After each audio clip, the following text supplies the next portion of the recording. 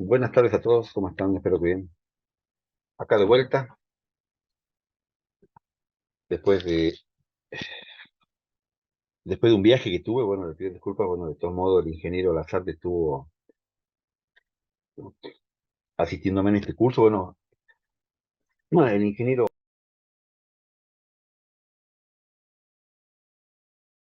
Lazarte, bueno, forma parte de un equipo de trabajo que tenemos, bueno, junto a otra ingeniera también con Silvia Ponce de Chaco, bueno, el ingeniero Lazarte de Salta, para que sepan.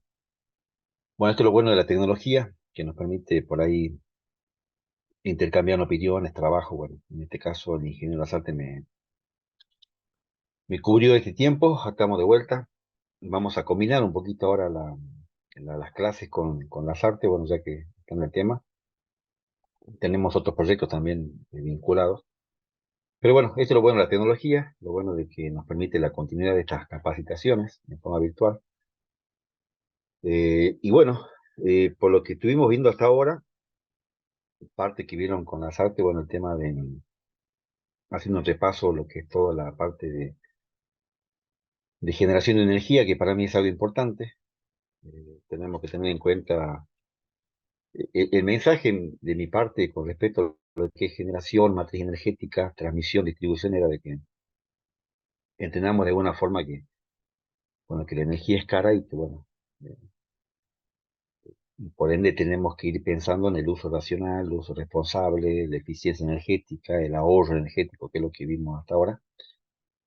Las diferentes técnicas de aprovechamiento, cuando vimos eficiencia y arquitectura bioclimática, que fue lo que vieron la clase pasada con Mario. eh, para ahora entrar ya a lo específico, que es termodinámica. Tengamos en cuenta de que este curso ahora de lo que es termotanques solares, que hablamos de la clasificación de energía renovable solar térmica, y recién me desocupé con la parte de energía solar fotovoltaica, que es el otro curso que estamos dando también. Y mañana, bueno, también estamos viendo el tema de deshidratadores y cocinas solares, que forma parte de la parte térmica.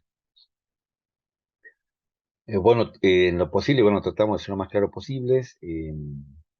No se olviden bueno, de presentarse, cada uno acá a través del chat, por el tema de asistencia, y bueno, cualquier consulta, aclaración, por ahí pueden escribir también a medida que vamos cursando. Yo creo que ya todos están en la plataforma, si no me equivoco, espero que sí. Tengan en cuenta que este material se lo va subiendo a medida que se va dictando a la plataforma, tanto el material en PowerPoint como la grabación, ya que estamos grabando esta capacitación ahora. Este, Ya creo que este fin de semana voy a subir una actividad a la plataforma para que vayan haciéndola. Así que bueno, vamos a empezar con lo de hoy. Creo que lo tengo por acá. A ver, sí, creo que está acá. Termodinámica, una temática compleja, pero bueno, a la vez fácil. Vamos a tratar de hacerlo lo más fácil posible. Termodinámica, bueno, es una parte de la física, ¿sí? Termo viene de temperatura o calor, como quieran llamarlo, y dinámica, movimiento. ¿Sí? Se estudia justamente el movimiento del calor. Dentro de lo que vemos habitualmente es la transferencia de calor, los tres tipos de transferencia: conducción, convección, radiación. Los estados de agregación, sólido, líquido, gaseoso, bueno, y cómo cada uno de ellos se va moviendo. En un termotanque solar hay una circulación natural termosifónica, sobre todo los termotanques comunes que hay en el mercado. Vamos a ver también lo que es circulación forzada a través de bombas. Y bueno, un poquito más de temas vinculados a la termodinámica. Yo no sé si ya subieron, pero ya voy a preguntar si no lo subo yo. Un libro de termodinámica que yo tengo hace tiempo, un libro básico, pero a la vez también, por uno cuando lo empieza a ver lo ve medio difícil, pero lo bueno es que lo podemos entender en algún momento. Ya voy a ver si lo subieron, si no lo subo yo. Esto, ojo, ¿no? Como material complementario, tampoco quiero obligarlos a leer un libro, pero bueno, por ahí de vez en cuando hace falta. Bueno, empezando esta temática termodinámica, estudiamos lo que son las transferencias de calor, los mecanismos de transferencia de calor, principalmente, bueno, los tres más conocidos, que es conducción, convección y radiación. En un termotanque solar ocurren estos tres mecanismos de transferencia, por eso es que los estudiamos. Siempre partiendo que el calor fluye desde un cuerpo de mayor temperatura a uno de menor temperatura, ¿sí? Mal llamado más caliente y menos caliente. La verdad que, si hablamos con propiedad, son cuerpos que tienen mayor temperatura que otros, ¿sí? Como dice acá. Entonces, cuando siempre tenemos dos cuerpos, en este caso en contacto directo, en contacto másico de material, va a haber un flujo de calor, reitero, la parte más de mayor temperatura a la menor temperatura. El clásico ejemplo que si agarramos una barra de un metal, la calentamos, en este caso con este mechero, y la sujetamos de este extremo, vamos a ver que el calor va a ir fluyendo hasta que nos quememos. Bueno, esa es transferencia de calor por conducción. Como dice acá, ve la forma más común de transferencia de calor y se produce cuando entran en contacto cuerpos de forma directa a diferentes temperaturas, ¿sí? Cuando hablamos de convección, eh, ahí interviene un fluido, que en este caso puede ser aire o agua, o un líquido, que es el encargado de transferir o transmitir este calor, ¿sí? Eh, no sé si escucharon hablar de los hornos convectivos, ¿sí? Que son hornos nuevos que se ven ahora, que son los hornos eléctricos o a gas también, que vienen con un ventilador. Es el ventilador que hace mover el aire caliente adentro del horno. Se llaman hornos convectivos.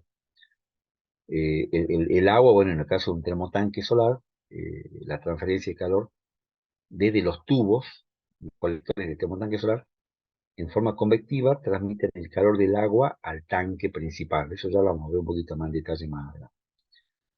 Y la radiación, bueno, se transmite a través de una onda electromagnética. El ejemplo más claro es el Sol, que, bueno, ahora está frío, pero por ahí cuando hay bajas temperaturas, en el norte sobre todo, cuando hay bajas temperaturas y hay radiación, habitualmente tendemos a ir al Sol, bueno, para que nos calentemos, ¿sí? Es una forma de transferencia de calor por radiación. Estos mecanismos se los estudia, bueno, hay fórmulas, pero más o menos la idea es un poquito explicarle ahora esto. Como dijimos recién, bueno, hay contacto directo en conducción, hay un fluido, como el agua en este caso, convección, y radiación a través de unas ondas electromagnéticas, ¿sí? Bueno, hay diferentes ejemplos donde podemos ver los tres mecanismos de transferencia de calor. Eh, Como dijimos, bueno, a través de un material o masa de conducción, a través de un líquido o un gas en convección, y a través de una onda electromagnética en la radiación. Y allá en el norte veo muchas salamandras, por ejemplo, que justamente las salamandras que tienen leña, bueno, son equipos de calefacción por radiación, por ejemplo. El ejemplo más claro es que la radiación, cuando uno está cerca del equipo, siente calor y cuando se va alejando, no. O sea que la radiación habitualmente es función de la distancia a la que estemos de este equipo, ¿no? Eh, Después, cuando vemos estados de agregación de la materia, bueno, son tres estados: sólido, líquido, gaseoso. Y entre estos diferentes estados, bueno, el ejemplo más claro es el agua, que está en estado sólido, que es el hielo; en estado líquido, bueno, el agua propiamente dicho; y en estado gaseoso, cuando es vapor de agua. Eh, Evidentemente se puede transformar de uno a otro, ¿sí? Por eso están estos nombres: de líquido a sólido, solidificación; bueno, de sólido a gaseoso, sublimación; de líquido a gaseoso, vaporización; bueno, condensación de gaseoso a líquido. Entonces vemos diferentes tipos de transformaciones que, bueno, dependen mucho de la temperatura, de las presiones. Por eso que es importante tomarlo en cuenta. Un termotanque solar, por ejemplo, en el norte sobre todo, cuando hay mucha radiación y alta temperatura, el agua tiende a evaporarse, ¿sí?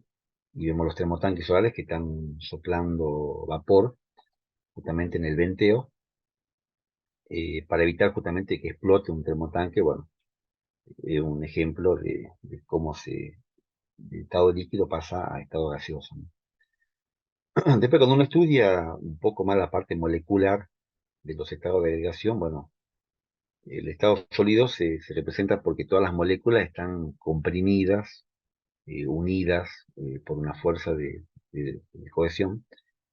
Eh, ya cuando está estado líquido, ya esas moléculas pierden esa fuerza y ya se tienden a separarse un poco. Y bueno, cuando llegamos al estado gaseoso, como estudio de este gráfico, bueno, las moléculas están un poco más separadas, tienen mayor movimiento, y él un poco lo que explica eh, estos tres estados de agregación. Y como siempre repito, digo, eh, yo trato de ser lo más claro posible, pero sin embargo, yo siempre digo de que traten de seguir investigando esta temática, pueden buscar en internet, incluso hay videos dinámicos que están muy buenos, que te explica justamente el cambio de sólido a líquido, líquido a sólido. Yo, por ejemplo, utilizo mucho el YouTube, o YouTube, como quieren llamarlo, eh, y bueno, ya sé que por ahí uno ingresa a escuchar música, algunas cosas, pero bueno, hay mucho material importante, ¿no?, de esta temática. Yo siempre digo de que hoy por hoy no hay motivo para no estudiar y para no aprender. O sea, todo, la mayoría tenemos acceso a la tecnología y la cuestión es tener el interés, investigar, bueno, y aprender, ¿no?, sobre todo. Entre las características principales de los tres estados, bueno, el sólido dice que posee un volumen y forma definida, es cierto. El ejemplo del hielo, bueno, tiene un volumen definido y la forma también. No existen movimientos, salvo vibraciones, y son incompresibles, o sea, no se pueden comprimir. A diferencia del líquido, bueno, que tiene un volumen definido por el recipiente que lo contiene, puede ser un vaso, una pava, bueno, dependiendo del recipiente, toma la forma del recipiente. Las partículas vibran, dice, bueno, y también son casi incompresibles, ¿no? En cambio, el gaseoso, bueno, tiene un volumen variable, o sea, las partículas están muy separadas, bueno, y la complejidad también es casi nula. Eh, Después tenemos que hablar un poquito dentro de la termodinámica, con ese de que dijimos transferencia de calor, estado de agregación. También existen eh, las variables de estado, ¿sí? Bueno, se llaman variables de estado, pero la conocemos casi todos, que es justamente la presión, la temperatura, el volumen y la masa, ¿sí? Como dice acá, son magnitudes que se emplean para describir el estado de un sistema termodinámico, y aunque no lo crean, un termotanque solar es un sistema termodinámico. Cuando hablamos, bueno, de presión, temperatura, volumen, que son las variables de estados, ¿sí? Yo siempre doy el ejemplo de la garrafa de gas, ¿sí?, que yo sé que muchos tienen, bueno, que lamentablemente ahora se vale fortuna una garrafa. Eh, Estas garrafas, bueno, tienen un gas, interiormente tienen un gas que está comprimido, ¿sí? Y cuando este gas se lo comprime para cargarla a la garrafa, habitualmente tiende a convertirse en líquido, ¿sí? O sea, hay una condensación cuando se carga esta garrafa. Por eso cuando uno la mueve a la garrafa, se siente, bueno, que hay como un líquido, que muchos dicen que es agua, pero no es agua, sino que es el gas en estado líquido. Y cada vez que lo usamos, bueno, el gas sale y ese líquido se vaporiza. Y encima esta garrafa, cuando uno la va vaciando, o sea, le va sacando gas, se va enfriando, ¿sí? Y cuando se enfría baja la presión, o sea, justamente acá entramos en juego de las diferentes variables de estado. Reitero, una garrafa que se descarga, por lo general baja la presión y se enfría. Y ahí está justamente la respuesta a la cual, por qué muchos, cuando la garrafa se está quedando sin gas, tienden a poner una velita abajo, ¿sí? Eh, que justamente cuando la calentamos, aumentamos la temperatura, aumentamos la presión y logramos sacar el resto de gas que queda internamente. No hace falta poner una velita, o sea, bueno, habría que ver el lugar, pero no sé, en Movaca se me ocurre que hace mucho sol, bueno, vos la garrafa la pones al sol, si podés, por supuesto, no hace falta poner la velita, entonces se va a calentar la garrafa y va a salir todo el gas que le queda. Bueno, es un proceso termodinámico, aunque no lo crean. y está estudiado. La temperatura, bueno, es simple, temperatura nos mide justamente la temperatura ambiente en este caso que hay. Bueno, existen tres tipos de mediciones de temperatura. Bueno, grados Celsius es la que trabajamos nosotros acá, o grados centígrados, donde identificamos, en este caso, tres puntos principales. Bueno, el punto de fusión, donde el agua se congela a 0 grados, el punto de ebullición, o cuando el agua hierve a 100 grados. Bueno, acá está la temperatura corporal, que bueno, si la temperatura para poder medir si nos da fiebre o no. Pero después hay diferentes temperaturas también que habitualmente las manejamos. Eh, entonces tenemos estos tipos de temperatura, pero también existe grados Kelvin y grados Fahrenheit. Este, y bueno, son diferentes tipos de escala de temperatura. Si la Fahrenheit se utiliza mucho, bueno, en Europa, Kelvin en Estados Unidos, bueno, son diferentes formas de medir la temperatura, con instrumentos diferentes, por supuesto. Pero bueno, son escalas, es como la moneda. Acá está el peso, está el dólar en Estados Unidos, el euro en Europa. Bueno, acá medimos grados centígrados, en Estados Unidos grado Kelvin y Fahrenheit en Europa. Son diferentes tipos de unidades de medida. ¿Sí? Cuando hablamos de presión, bueno, existen diferentes tipos de presión. Bueno, está la presión atmosférica, la que conocemos todos. Que yo siempre doy el ejemplo de que la presión atmosférica baja, ¿ves? Creo que está acá. Sí, bueno, vamos a ver acá. Presión atmosférica es la presión en la cual soportamos cada uno de los habitantes de este mundo en función de la altura. ¿Sí? Tengan en cuenta que en Buenos Aires, por ejemplo, hay mucha presión y acá en el norte, mientras vamos subiendo, la temperatura va bajando. ¿Sí? Eso vamos a ver ahora enseguida. Tenemos la presión de vacío, que es la presión que es menor a la atmosférica, y la presión manométrica, que es la presión que está por arriba de la presión atmosférica. ¿Sí? Se llama manométrica porque se utiliza un instrumento que se llama manómetro para medirla. ¿Sí? Si pasan por acá, por Jujuy o por Tilcara, las estaciones de GNC, donde cargan gas para los vehículos, van a ver que en el surtidor va a haber un relojito que es un manómetro que te mide justamente la presión a la cual se le está inyectando gas al cilindro del auto. ¿Sí? Por ahí son algunos. Bueno, y la presión atmosférica, bueno, se mide con barómetro. ¿Sí? Otro dato importante. Justamente la presión atmosférica, como dijimos, va a variar en función de la altura sobre el nivel del mar. La presión atmosférica, por ejemplo, en Buenos Aires, donde están a 0 nivel, o sea, están a ras del mar, va a salir una atmósfera que es igual a 760 milímetros de columna de agua, ¿sí? Una unidad de media presión. Y mientras vamos subiendo con la altura, la presión va a ir bajando. Por eso que yo digo que uno siempre dice que los porteños, cuando vienen al norte, se le baja la presión. En realidad, los porteños, cuando vienen al norte, están sometidos a baja presión y ese sometimiento a baja presión hace de que justamente se descompongan, bueno, se sientan mal, bueno, y justamente está dado por la altura. ¿Sí? Como dice acá, ves la altura, a menor altura, menor presión atmosférica y viceversa. ¿Sí? Eh, bueno, lo que se ve acá, este gráfico, justamente se ve que a medida que vamos aumentando la altitud, vamos subiendo, Movaca, no sé cuánto está, 2000 creo, metros sobre el nivel del mar, vamos a ver que la presión atmosférica va a ir bajando. O sea, mientras vamos subiendo, la presión va bajando. Reitero, eso explica justamente el hecho de que a la gente del sur se le baje la presión cuando viene acá. Entonces lo podemos ver, por supuesto, en punto de vista práctico en una tabla o en una gráfica también, que se ve a medida que vamos subiendo la altitud, va a ir bajando la presión. ¿Sí? Eh, bueno, con la temperatura pasa lo mismo. Por algo, en el norte, bueno, ustedes están en Movaca, la mayoría, bueno, ya no para La Quiaca, habrá Pampa, Tres Cruces. Vamos a ver que ahí hace mucha más baja temperatura, por ejemplo, que en Buenos Aires, que está a 0 nivel del mar, o nosotros que estamos acá. Bueno, esa diferencia de temperatura está dado justamente por la altura. O sea, mayor altura, menor temperatura.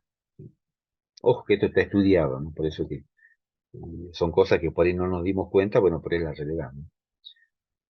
Después existe una presión que es muy importante, que es la presión hidrostática, ¿sí? Que, como yo siempre digo, la presión hidrostática eh, es la presión justamente del agua en función de la altura que está en un recipiente. Yo siempre me acuerdo, cuento de que cuando iba a no sé si la primaria o secundaria, hace muchos años, hacíamos el experimento de una botella de plástico, la llenamos de agua y le hacemos diferentes perforaciones. Y lo que veíamos acá era de que mientras la perforación estaba más abajo, el chorro de agua o la presión de agua era mayor. ¿Sí? Bueno, esa es la presión hidrostática en función de la profundidad del recipiente o la altura, como quieran llamarlo. Eh, Incluso, bueno, por ahí uno tiene un problema en su casa de presión de agua, los que tienen tanque de reserva, el tanque que está en el techo, bueno, siempre dicen, bueno, vos querés aumentar la presión, ¿qué tenés que hacer? Bueno, subir el tanque más arriba. Vos estás aumentando la altura y por ende vas a aumentar la presión hidrostática del agua. Y esto se ve reflejado, cuando vimos la vez pasada, en un dique, por ejemplo.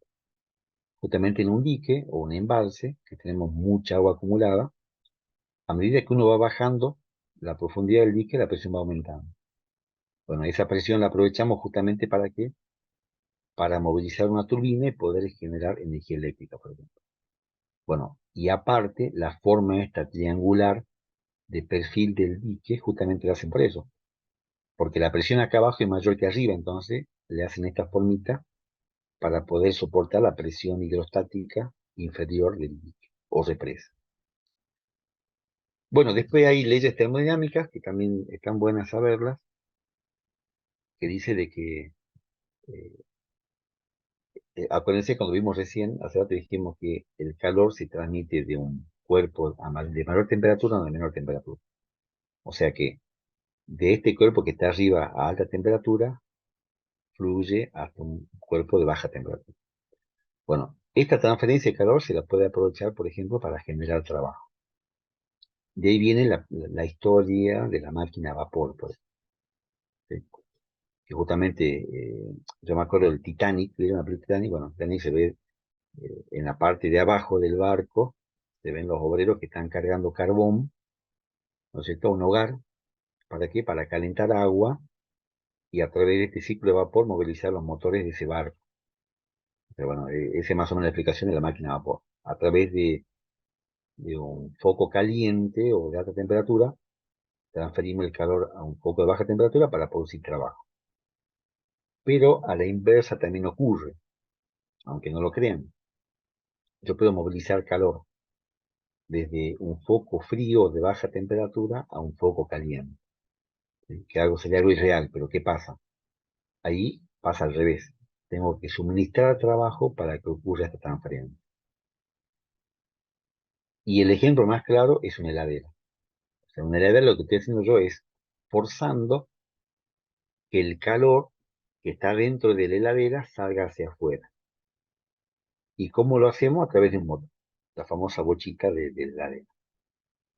Yo digo, son cosas que, termodinámicas, que por ahí yo sé que por ahí son difíciles de entenderlas, que en mi época, por ejemplo, cuando era estudiante, y bueno, tenía que buscar la forma de entenderlo. O sea, libros, no sé cómo quieran llamarlo, hoy por hoy tienen tutoriales, tienen videos, tienen todo para entender esta parte. Por eso yo se las explico acá, pero les pido que ustedes traten de profundizarla también investigando un poquito en internet.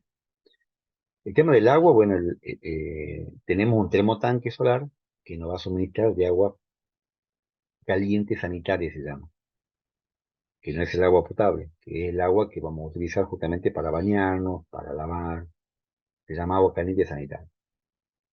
De ahí entramos en los diferentes tipos de clasificación de agua. El agua, bueno, diferentes tipos de agua. Está el agua potable, que es el agua de consumo, ¿sí? Tenemos agua destilada, ¿sí? Tenemos agua dura, agua mineral. Bueno, vamos a ver un poquito ahora justamente cómo se diferencia el agua, ¿sí? Eh, El agua, bueno, tiene propiedades, sobre todo en el norte, de tener muchas sales en disolución, ¿sí? Que lo hace que sea un agua dura.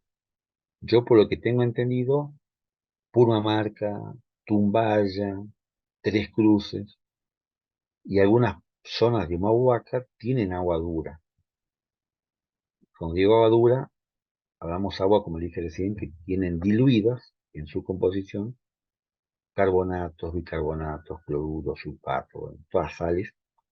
El problema de esto es de que estas sales no se las ve. El agua tiene una propiedad que es eh, un líquido en la cual uno puede diluir cualquier cosa. O sea, uno cómo hace para diferenciar un agua salada de un agua dulce. Vos las veas, las dos son exactamente iguales. Solo que una tiene diluida azúcar y otra tiene diluida sal. Y como se diluye, no se ve. Entonces, bueno, esa propiedad es buena y es mala a la vez. ¿Cómo nos sacamos la duda? Y bueno, le damos un sorbo al agua, bueno, y no sé, tomaremos agua salada, desagradable, y el agua sería dulce la otra. Entonces el agua tiene ese problema. Y en esas zonas que le nombre, el problema del agua es dura, que tiene muchos contaminantes dañinos en su composición. Por eso hay que tener cuidado a la hora de tomar agua. Dentro de la clasificación, bueno, tenemos el agua potable, que según la ley 19.587, que la pueden buscar, define lo que es agua potable. 50.000 requisitos para que sea potable. Pero bueno, está definida el agua potable, ¿no? Que es para consumo humano, justamente. El agua destilada, bueno, el agua producto de una destilación, que no me acuerdo que vimos en la secundaria. Ustedes pueden buscar lo que es destilación, que es simple, ¿no? Un poco simple. Que esta se la usa habitualmente en las baterías de los vehículos para mantener las baterías y también se utilizan las pavas, digo, las pavas no, en las planchas a vapor también, que ahora salieron, bueno, se utiliza agua destilada. El agua mineral, que es agua comercial, que en realidad es agua potable, solo que le llaman mineral para darle un valor agregado nomás. Después está el agua dura, que es el agua como en el norte hay muchas zonas que tienen agua con muchos minerales en su composición, diluidos por supuesto que no se los ve.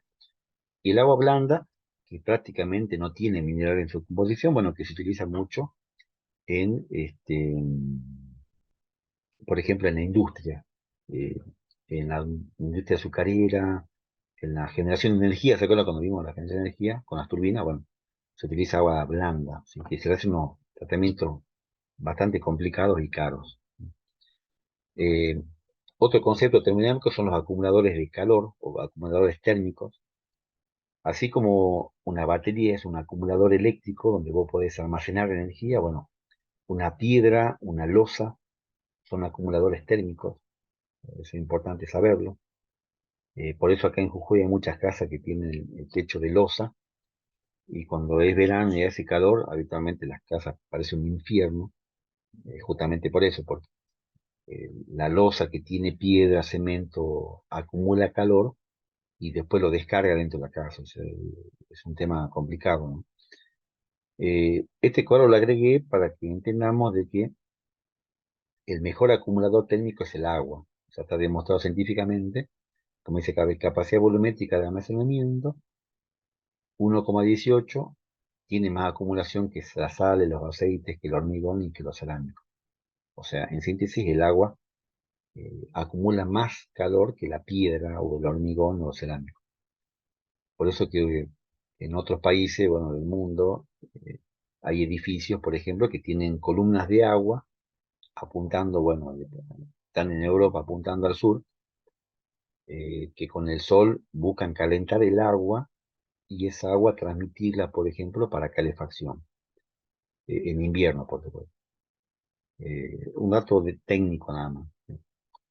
Bueno, un termotanque solar justamente eh, tiene el tanque de almacenamiento, que es el depósito de agua, el colector o captador, que es donde se calienta el agua, en el caso nuestro es el tubo, los tubos son de vidrio, y que por un sistema de convectivo, o sea, veamos los mecanismos, ¿no? Primero, el sol llega, a ver, creo que está acá, llega.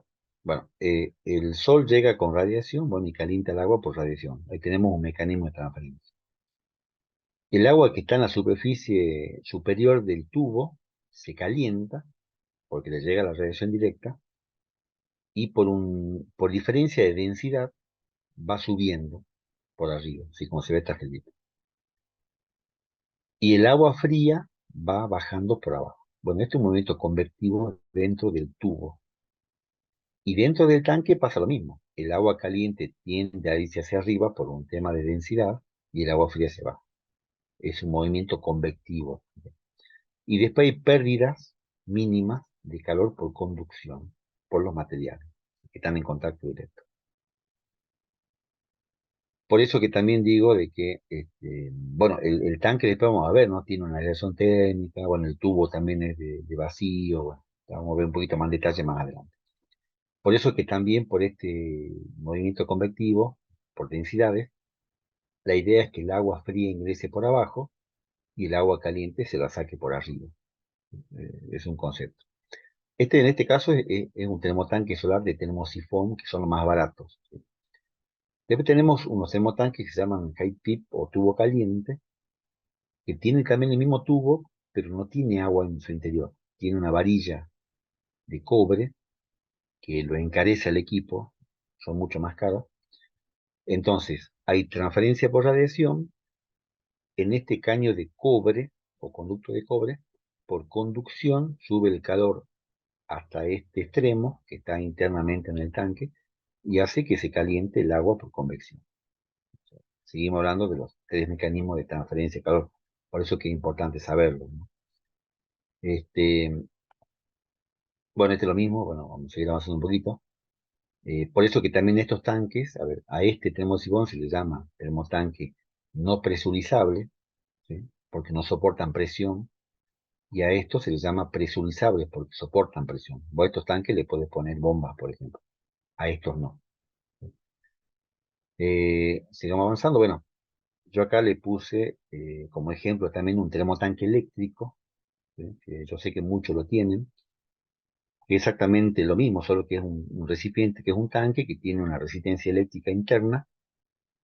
Y acá lo bueno que se ve, que justamente la salida claro, la salida de agua caliente va por arriba, tiene un tubito interno que toma el agua arriba, y el agua fría ingresa por abajo, por este tema del movimiento convectivo, y teniendo en cuenta que el agua caliente siempre va a tener a irse para arriba. Eso más o menos lo puedo decir. Acá otro ejemplo de lo mismo. Acuérdense de que puede ser eléctrico o puede ser a gas también, lo único que cambia es método de calefacción, en este caso una resistencia eléctrica, en el caso de gas tiene un mechero abajo. Eh, Tengamos en cuenta que un termotanque eléctrico a gas, que es exactamente lo mismo que un termotanque solar, tenemos momentos, o sea, eh, está prendida la resistencia, entra agua, y bueno, se va calentando el agua y se va depositando arriba, pasa el tiempo, se va a ir calentando más el agua hasta que llega un tiempo en que va a estar toda el agua caliente y la podemos usar. ¿Sí? El problema es que cuando empezamos a usar el termotanque eléctrico a gas o el solar, a medida que vaya saliendo el agua caliente, va a ir ingresando la fría. Entonces vamos a tener un tiempo de baño, o sea, no es un baño eterno. Dependiendo de la capacidad o el tamaño del tanque, vamos a tener un tiempo de uso del agua caliente. Y dependiendo también la ducha que tengamos. Por eso que me preguntan habitualmente de cuántos litros compramos. Y bueno, va a depender de la cantidad de integrante, va a depender eh, de cuántas veces te bañas, y va a depender también el tiempo de baño. Yo siempre digo que una persona que se baña racionalmente, 5 minutos puede estar tranquilamente. Ahora si estás 15, 20 minutos y bueno, tenés un problema. Y el problema va a ser también que vas a pagar más de luz o de gas o de cómo utilices vos para calentar el agua, ¿no? Otro ejemplo son los radiadores solares, en la cual también tenemos radiación, tenemos convección, tenemos conducción. Esto, bueno, lo agregué porque, bueno, también estamos dando una capacitación en radiadores solares, así que en otro grupo, creo que en Humahuaca también, si no me equivoco. Eh, pero para que entendamos que esto es energía solar térmica y que tiene muchos usos, ¿no? Bueno, este es un soft que, para que tengan idea de la complejidad de estas cosas, ¿no? Y de las tantas cosas que tenemos que estudiar y aprender. Este es un programa simulador justamente que analiza las diferentes temperaturas por las que pasa el aire hasta que ingresa a lo que se llama cámara de secado, que es donde están las cosas que queremos secar. Para que vean cómo la ciencia estudia todo esto, ¿no? Esto se llama justamente frentes de calor o temperatura y se estudia todo. O sea, por eso siempre digo de que por ahí uno trata de explicar o enseñar algo, pero si uno profundiza son cosas más complejas, ¿no? Para que entendamos a dónde llegamos. Entonces tenemos diferentes tipos de desertadores directos, se ve la temperatura. Como digo, hay algunos equipos como este donde tenemos la radiación directa, ¿sí? Con el problema de que por ahí también quema los productos, que eso se ve mucho en el norte. Eh, Después, esto también lo quería mostrar, que es un equipo de calefacción solar que no tiene el tanquecito acá arriba, si ustedes pueden ver, tiene únicamente los tubos o el colector, pero tiene un tanque acumulador interno en la vivienda, eh, que es un sistema de recirculación con bomba, y después el agua de este tanque lo podemos utilizar, bueno, para calefaccionar, para agua caliente, bueno, para diferentes usos que ya lo pueden seguir. Eh, Esto lo agregué como para, no sé, lo agregué para que veamos de que también eh, existe un diagrama ciclométrico, que es un diagrama termodinámico, eh, que nos explica muchas situaciones experimentales, como dice acá, ¿ves? Lo que es deshumidificación, aire acondicionado, evaporación, o sea, tiene una amplia aplicación esto. No es la idea de este curso explicarlo o enseñarle, pero sí mostrar de que existe esto y indicarles de que hay tutoriales, hay mucha información para poder manejar estos diagramas ciclométricos, ¿no? Entonces volvemos al origen, que es transferencia de calor desde el cuerpo de mayor temperatura a menor temperatura. Eh, lo que no les dije, bueno, creo que les dije, pero bueno, cada mecanismo de transferencia tiene una ley, o sea, está estudiada, está calculada. En el caso de la conducción está la ley de Fourier de conducción, convección, la ley de enfriamiento de Newton, radiación, la ley de Stefan Boltzmann, donde matemáticamente te describe este fenómeno. Y acá lo puse únicamente a la de Fourier, que es la más sencilla, que es transferencia por conducción, que esto habitualmente nosotros lo utilizamos, yo personalmente, para calcular balance térmico de una vivienda, o sea, las pérdidas de calor. Eh, en síntesis se lo resumo. Eh, si tengo una pared acá, por ejemplo, tengo una pared, ya sea de ladrillo, de adobe, no sé, de bloque, de una vivienda, por ejemplo, eh, afuera, no sé, hace mucho calor, se ponele 30 grados, y acá adentro hace 15 grados, 20 grados. Esta ley lo que me permite es justamente calcular esa cantidad de calor que está pasando por esa pared. Esa cantidad de calor por unidad de tiempo, o sea, un flujo de calor. En síntesis, ¿qué me dice esta ley? Que esa cantidad de calor que ingresa o que sale, dependiendo de la presión temperatura, es proporcional al área. O sea, mientras más grande sea el área de la pared, va a pasar más calor. Va a depender mucho de la diferencia de temperatura exterior e interior. O sea, mientras mayor diferencia de temperatura exterior e interior existe, va a haber más transferencia de calor. Y me dice que este delta de X, que vendría a ser el espesor de la pared o el ancho de la pared, mientras más ancho sea, como está en el denominador abajo, menor la transferencia de calor. Eso explica por qué las casas de adobe son frescas en verano y medianamente cálidas en invierno, por el espesor de la pared. O sea, hacer una pared ancha, no sé, creo que de 50 centímetros, la de adobe, eh, esa anchura va a hacer de que el calor le cueste ingresar o salir de mi vivienda, ¿sí? Por eso que acá incluso hay algunas construcciones que ya la están haciendo de doble ladrillo, por un tema térmico. Por eso que vimos nosotros arquitectura bioclimática, eficiencia energética, bueno, para que entendamos de alguna forma que todo lo que decimos está estudiado y está calculado. ¿Sí? Después existen las paredes dobles, ¿viste? Que vos también no sé ladrillo y le metes, no sé, dulo o le metes un aislante. Bueno, son variantes que sirven justamente para poder aislar una vivienda hoy por hoy con este cambio climático, que ya lo explicamos las clases anteriores. Esta mañana, cuando me levanté y vi las noticias, yo me levanto y prendo la tele de noticias, había un periodista en España, creo que en Madrid, y decía que hacía 42 grados de temperatura, o sea que era un infierno. Y por ende, con esa alta temperatura, hubo una crisis energética, volviendo a la energía que vimos anteriormente. ¿Por qué? Porque todo el mundo prende los aire acondicionados, por ejemplo.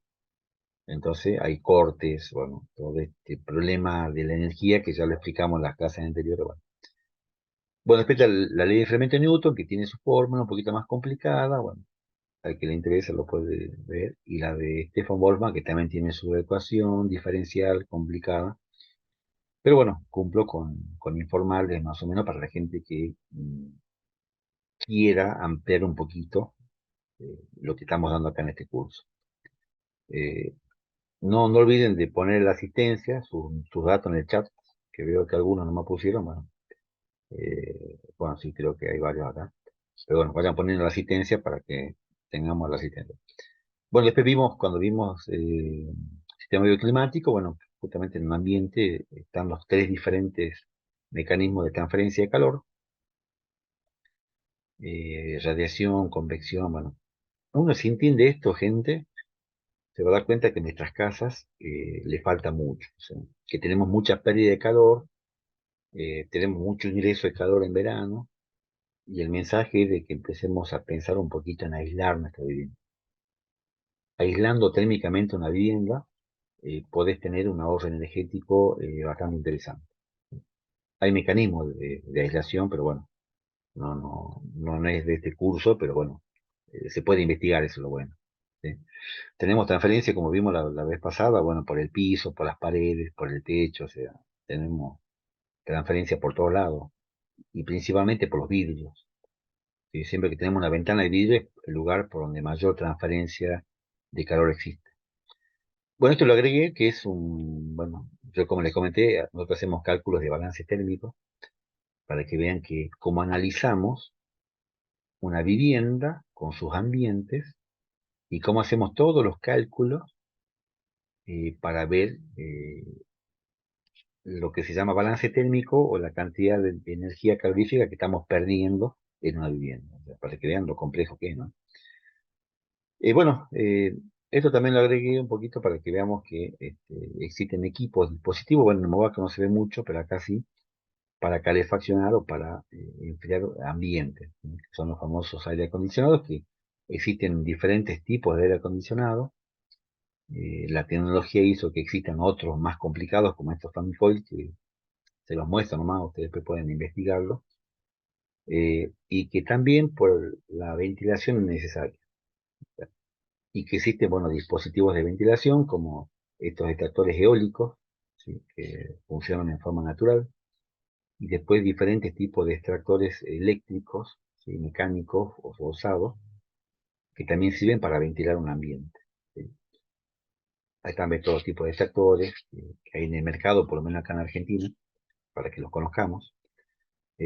Habíamos hablado también del diseño de las viviendas y la arquitectura bioclimática, con el objetivo, bueno, en función de todo lo que vimos, era justamente el ahorro energético, ver los materiales de construcción, buscando un confort térmico, hidrotérmico de humedad también, el tema del dióxido y el monóxido de carbono, por eso es la ventilación importante. El otro día, eh, la semana pasada en Buenos Aires, vi de que murieron una familia entera por monóxido de carbono, en pleno Buenos Aires, en la ciudad, en un departamento, una familia, la pareja y el hijo murieron, los tres, por el famoso monóxido. Yo sé que en el norte hay un problema complicado con el monóxido, tengan cuidado con el tema de la ventilación, tengan cuidado con calefaccionarse con braseros, por ejemplo. Aquellos que tienen salamandra, que sé que hay muchos que tienen, traten de ver el mantenimiento de la salamandra. Eh, bueno, el problema es el monóxido, creo que les comenté, ustedes saben. Yo estuve estudiando el tema porque me interesa, bueno, hay dispositivos, incluso ahora el Mercado Libre vi detectores de monóxido, por ahí, bueno, habría que verlo. Pero la importancia, como le digo, es de que estamos desinformados. Yo siempre digo, cuando uno quema un combustible, sobre todo un brasero, y hay que tener una ventilación. El problema es que la ventilación implica ingresar viento frío de afuera al ambiente y, bueno, estamos mal. Pero bueno, yo creo que informándose uno puede de alguna forma ver estas cosas. Bueno, entrando, bueno, al tema solar específicamente, bueno, eh, vimos que para generar energía tenemos un método convencional y un método alternativo. El convencional habitualmente son energías no renovables que son contaminantes, como el gas, el carbón, los derivados del petróleo. Y lo nuevo que tenemos ahora, bueno, las alternativas son las energías renovables que no contaminan. ¿Sí? Imagínense ustedes, calentar el agua en un termotanque a gas.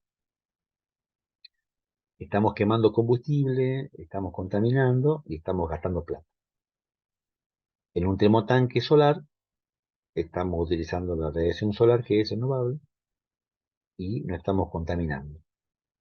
O sea, y encima estamos ahorrando plata, porque no estamos pagando gas, por ejemplo, o electricidad para calentar el agua. Bueno, acá hay una clasificación un poquito más amplia, de las cuales tenemos no renovables, combustibles fósiles o combustibles nucleares.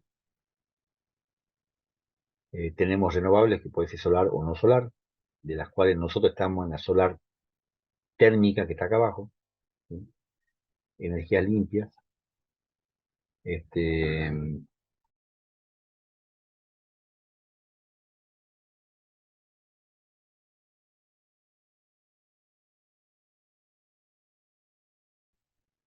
entonces tenemos que hablar del sol, ¿sí?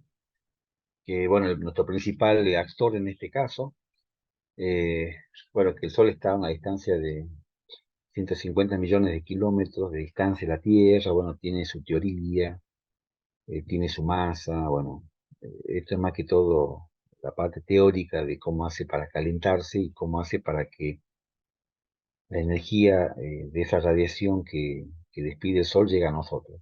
Bueno, eso lo pueden ver. Lo que nos interesa saber también es de que la radiación se puede clasificar en directa, es cuando, en el caso de humo vaca, que habitualmente no hay nubosidad, la radiación llega directamente, en este caso, a nuestro dispositivo solar.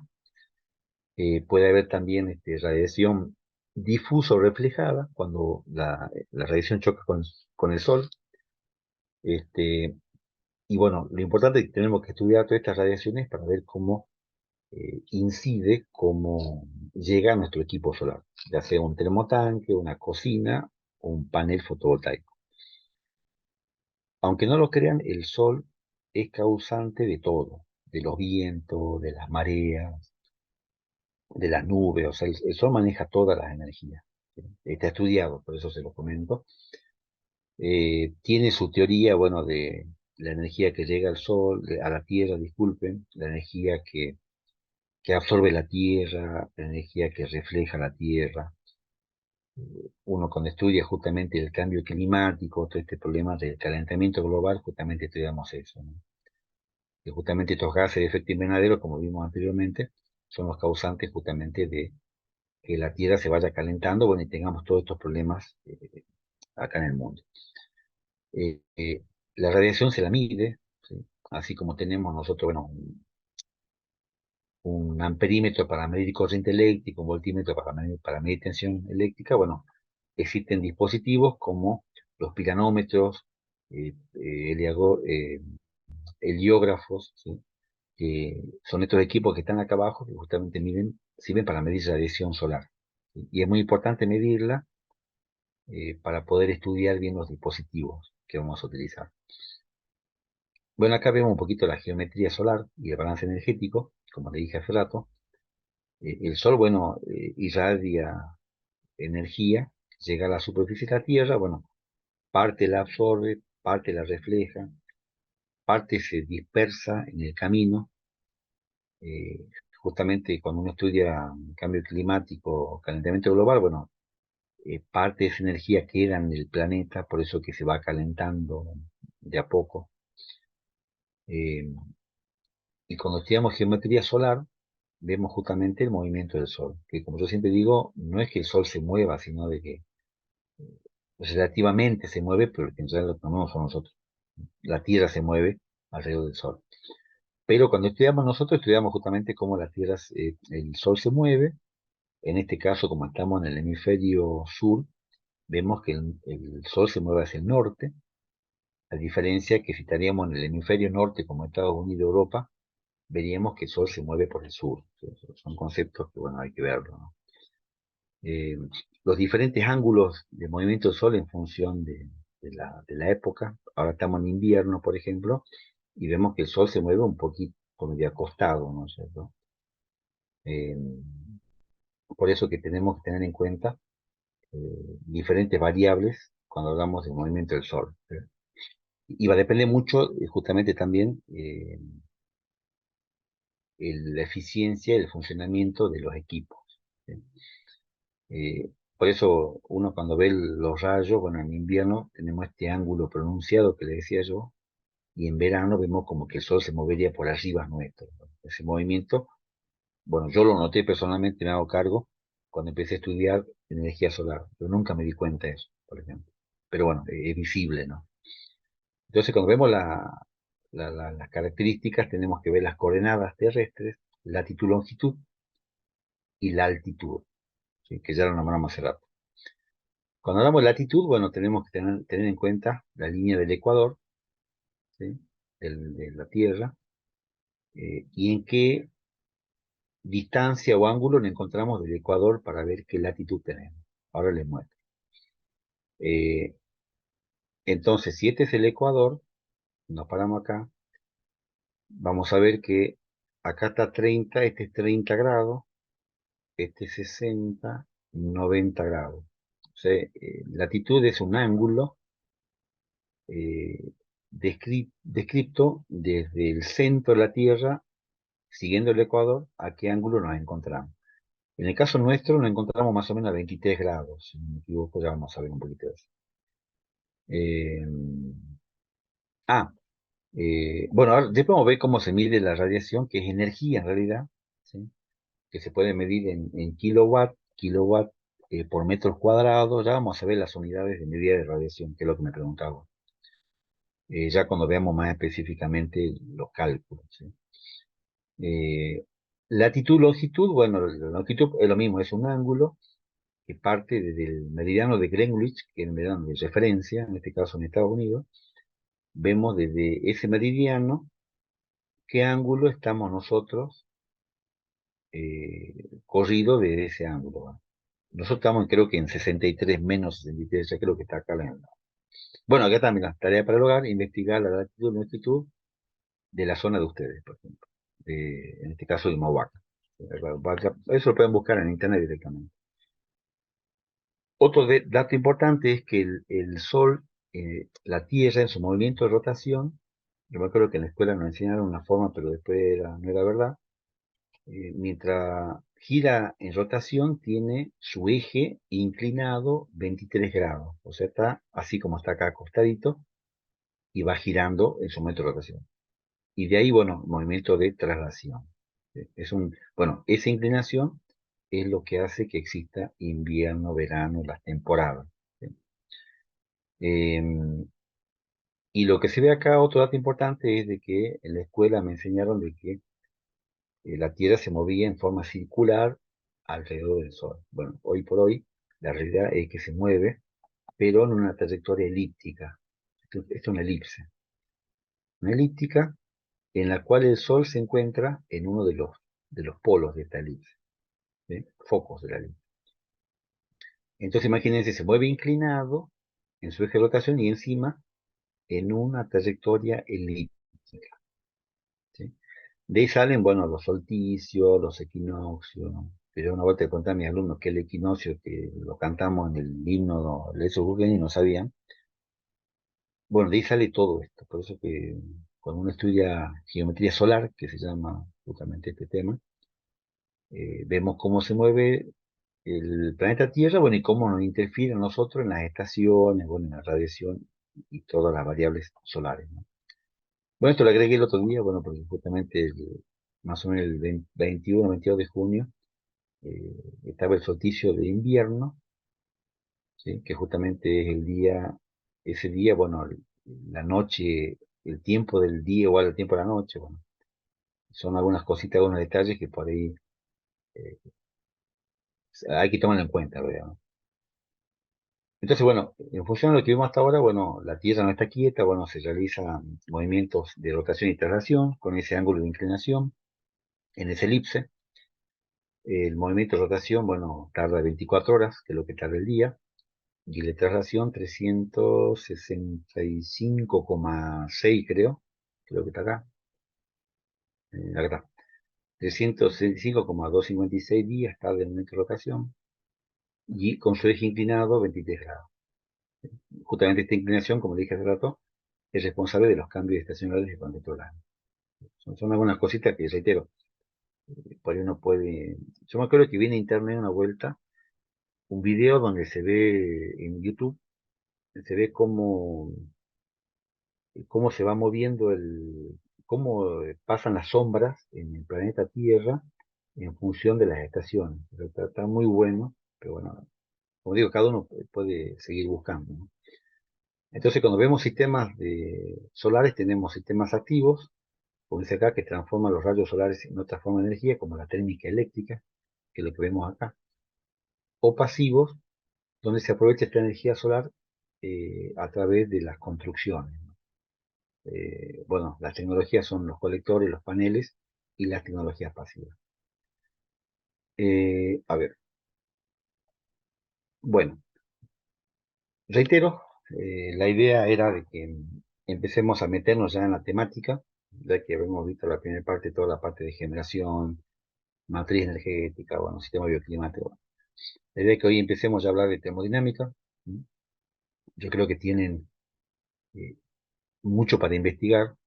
Yo siempre digo, el conocimiento lo pone uno, el límite. Este curso es un poco para, no sé, para despertarle un poco el interés, de investigación, todo. Yo creo que todos tendría que ser así, ¿no? Entonces por ahí, el material que pusimos hoy, o como todos los que pusimos en este tiempo, con el ingeniero Lazarte también, que está en el equipo, la idea es un poquito despertar el interés, que ustedes investiguen, profundicen, se saquen dudas, eh, porque aunque no lo crean, bueno, un termotanque solar, la idea mía por lo menos no es de que simplemente sepamos instalarlo, ¿no? Ver los caños, cómo van conectados y dejarlo funcionando, sino de que aprendamos bien todo para que si a alguno de ustedes se le ocurre trabajar de esto, estén preparados y estén formados a la hora de informar a un cliente. ¿Sí? Incluso lo que es la teoría termodinámica, porque la estudié por suerte, cuando uno la entiende, podés buscar soluciones a diferentes problemas que se te presentan en la vida.